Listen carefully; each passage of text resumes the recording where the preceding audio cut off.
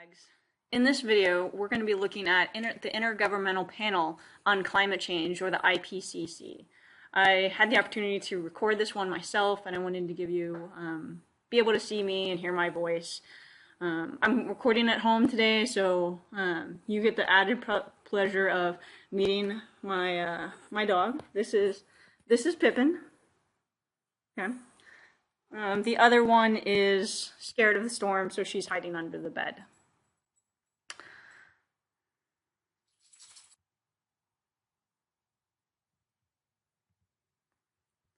So in this mini lecture, we will discuss the latest report from the Intergovernmental Panel on Climate Change. This video will further emphasize the current and future trends and impacts of global climate change and discuss ways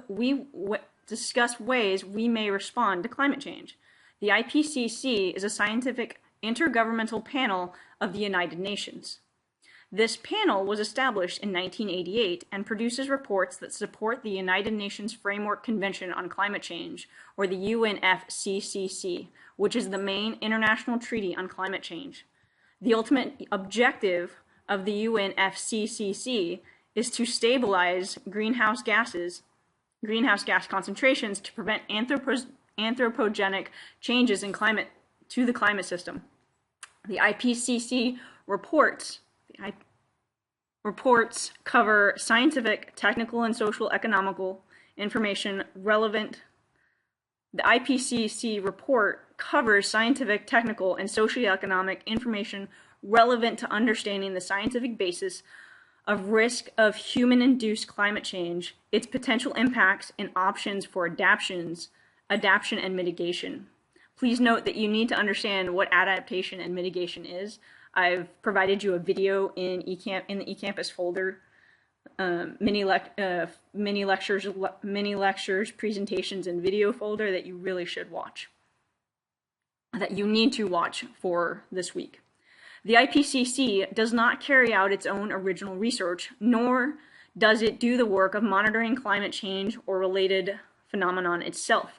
The IPCC bases its assessment on the published literature, which includes peer-reviewed and non-peer-reviewed sources.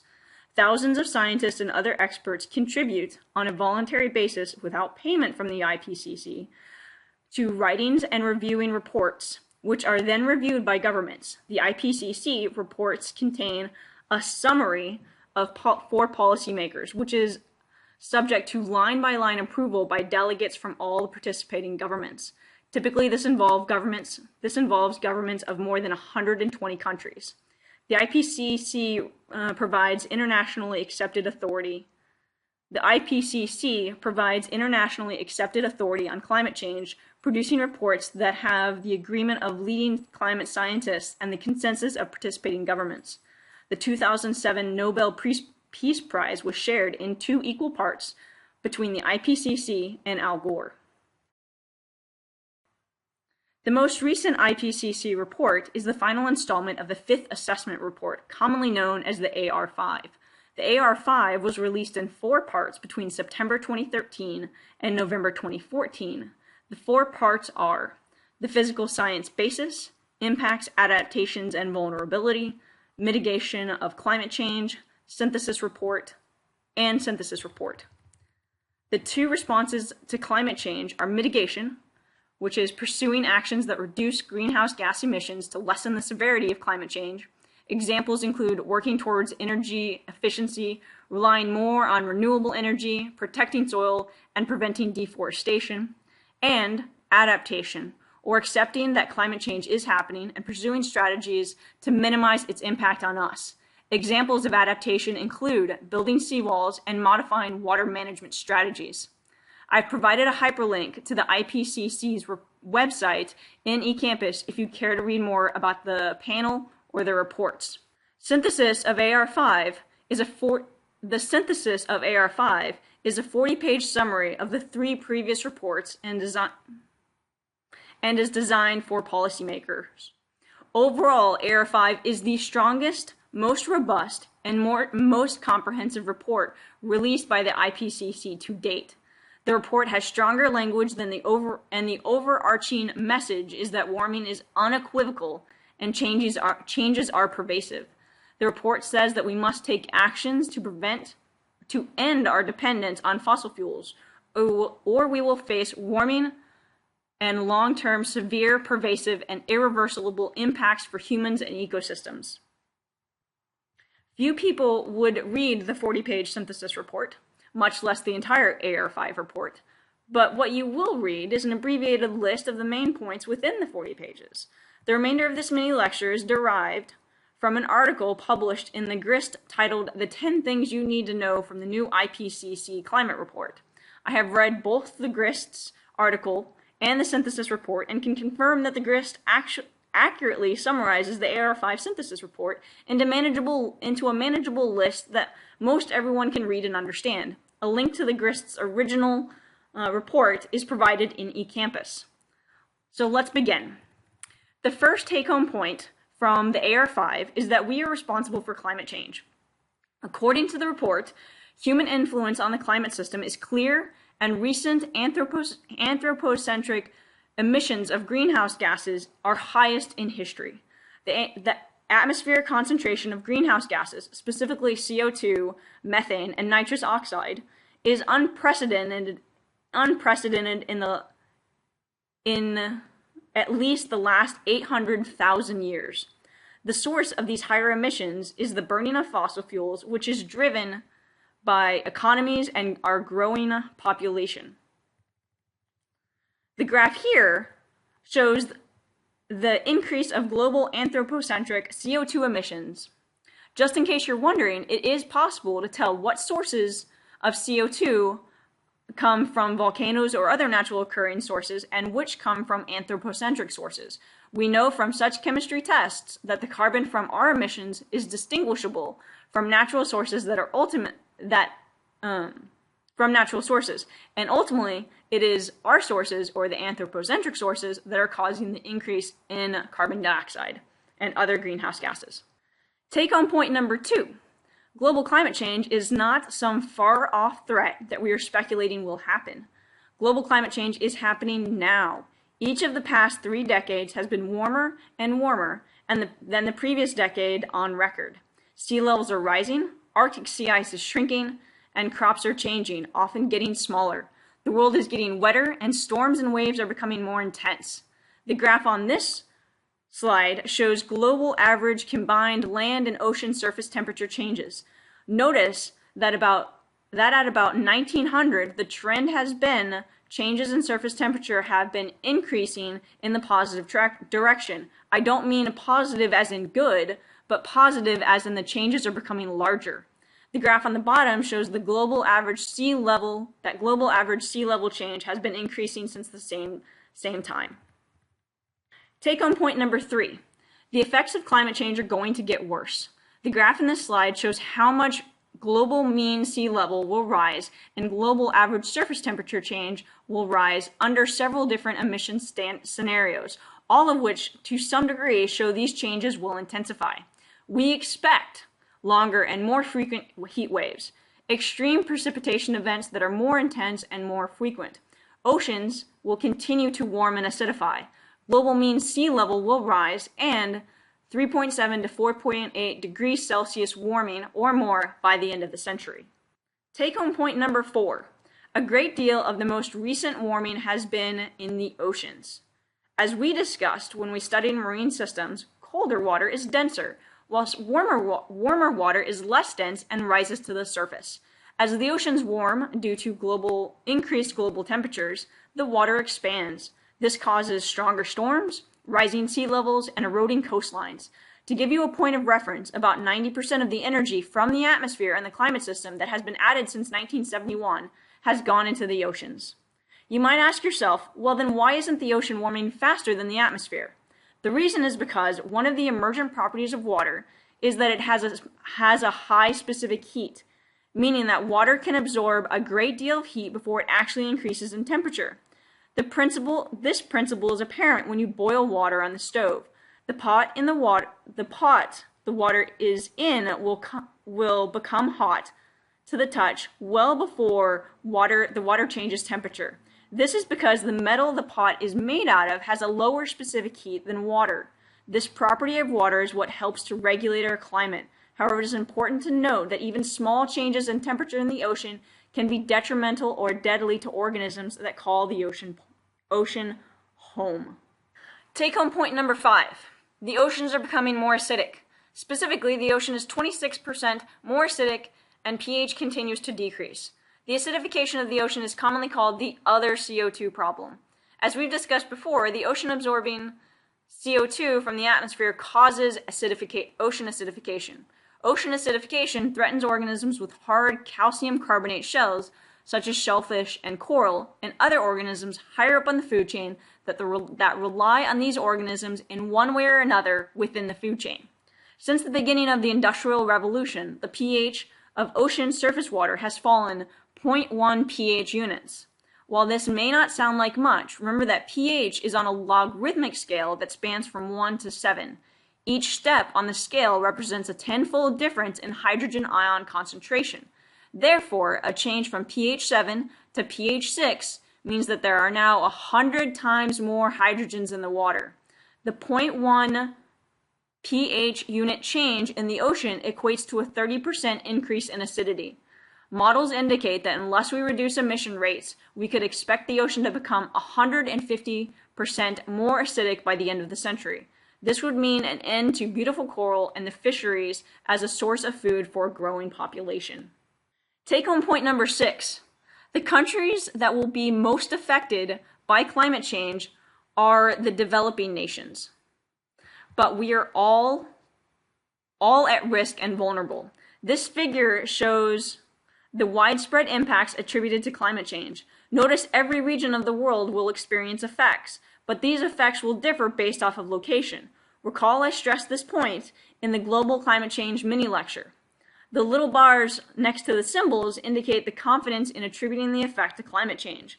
The more bars present, the greater statistical confidence in the link between the observed or forecast effect and climate change. From this, we can expect in the U.S. to have melting glaciers, snow ice, melting of glaciers, snow, ice, and permafrost, droughts, floods, and water shortages, wildfires, reduced marine resources, coastal erosion, and other related ocean effects, impacts to terrestrial ecosystems, and impacts on human health, human livelihoods, and our economy. Take-home point number 7. Plants and animals are significantly more vulnerable than humans. As we mentioned in the Global Climate Change mini-lecture, organisms are adapted to their environments and less capable of managing the effects of climate change. For example, global warming modifies temperature-dependent phenomenon, such as timing of migration and breeding. A very specific example of this is caribou migrations in Alaska. It has been warmer earlier in the season, which causes the spring to come earlier. However, migration patterns are often based on seasonal changes not dependent on climate, such as time of day. The caribou are migrating to their spring feeding and mating grounds at the same time each year, beginning this journey when the daylight hours begin to lengthen at the end of winter. Before the effects of climate change, the plants at the spring mating grounds were blooming and blossoming right when the caribou arrived, providing plenty of nutrition and support to the population and pregnancy of the females. However, because it warms earlier in the year now, the plants are now at peak before the caribou arrive, meaning that when the caribou do finally reach the mating ground, the plants they rely on are not as abundant. This has caused the population to dwindle in size. Another effect from climate change is that species now have to move towards the poles or up in elevation to stay in the same temperature range to which they are adapted. Climate change is estimated to threaten 20 to 30% of species with extinction. In terms of effect on vegetation, more carbon dioxide may increase plant growth, but droughts, fire, and disease will decrease plant growth. This is an example of a positive feedback loop, because the effect of climate change will reduce plant survival and growth, and without plants there will be more CO2 in the atmosphere, which will intensify climate change. Take-home point number 8. We must switch to renewable energy sources by 2050 and phase out fossil fuels by 2100 to avoid the most damaging, potentially irreversible impacts of climate change. These impacts include the sixth mass extinction, global and region food insecurity, negative impacts on human activities, and limited ability to adapt to the changes. To avoid these impacts, we need to make sure our greenhouse gas emissions are cut severely by the middle of the century. Ideally, we should aim for emitting nearly zero carbon dioxide and other long-lived greenhouse gases by the end of the century. In this graph, we see the risk associated with climate change. We see that the risks associated with climate change are dependent on cumulative carbon dioxide emissions. Notice that the severity of the effects are directly linked to CO2 emissions. The more cumulative emissions, the more severe we can expect the effects on the ecosystem, weather events, distribution of impacts, global aggregate impacts, and large-scale singular events. This might all seem depressing and disheartening, but there is hope. Consider take-home point number 9. We already have the answers we need to address climate change. The technology exists to make the changes we need to make. Furthermore, research has shown over and over that economic growth won't be strongly affected by climate change mitigation actions. But we must do this together. We must have a global response to climate change. According to the IPCC report, effective mitigation will not be achieved if individual agents advance their own interests independently. Cooperative responses, including international cooperation, are therefore required to effectively mitigate greenhouse gas emissions and address other climate change issues. The 10th and final take-home point is that while the AR5 report is dire, the scientists were openly and unquestionably taking a conservative approach to the report, meaning that the effects could be much worse than the report forecasts. According to the Bulletin of American Meteorological Society, like most scientists, the IPCC focuses more on avoiding type 1 errors, which are false positives, rather than type 2 errors, which are not claiming something is happening when it really is. So what are we to do? I listened to a NASA climate scientist speak at a convention in 2014, and he provided the following recommendations for how we should make meaningful change. Number 1, let our actions match our words in terms of our priorities and whom we care about. Ask most people who matters the most to them, and they will say their families and their children. So, we say we care about our children, but our actions contradict our statements. If we really want to provide for our children, we must overcome our selfish ways and take action to create a future for them that allows them to live and thrive in a world that is safe and which contains the beauty and diversity of life that we enjoy. Number 2, end global poverty. We cannot achieve a sustainable world when half the world's population, more than 3 billion, live on less than $2.50 a day, and more than 1.3 million live in extreme poverty, living on less than $1.25 a day. When people do not know how they will feed, clothe, house, or support themselves and their families, they do whatever they can to survive and are not concerned about the environment or their impacts on it. And who could blame them? These people represent a vast group that could help solve the problems that we face if we were only able to break the cycle of poverty. I'm not talking about food stamps or other social support programs for people living on $20,000 or less a year. I'm talking about global food, education, family planning, and housing programs that will lift the poorest of the poor out of their current situation. Remember that economics is one of the 3 central pillars of sustainability. When we have half of the global population living in such poor conditions, we are nowhere near sustainability. Finally, number 3, stand up for gender equality. As we discussed in the global human population lesson, the ultimate source of most environmental problems is our massive population. Poverty is perpetuated by uncontrolled human population growth. There simply are not enough resources for everyone. When women are given equal rights, educated, and allowed to determine the number of children they have, all of society benefits. Countries that suppress the rights of women and do not allow them or enable them to be educated are wasting 50% of their potential.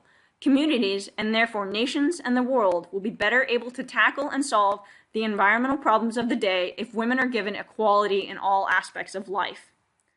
If you're not passionate about the environment, that's fine. I get it. Not everyone is. But do you care about your prosperity? Do you care about your children, your future children? Do you care about human welfare? Do you care about equality? Do you care about human rights? If so, there's a cause out there for you to get behind, support, and educate people on that will make a difference in how we address climate change and the environmental problems of our day. You are the future. I know that may sound sappy and cliche, but it's the truth. The decisions you make in life will shape the world you live in and the world your children live in. Make a difference in the world by finding your passion and standing up for it. I hope I have left you on a slightly hopeful note. This concludes this mini lecture on the IPCC's most recent climate report. Please review the weekly outline and complete the activities for the week per the schedule set forth in the outline. Thanks and gig 'em.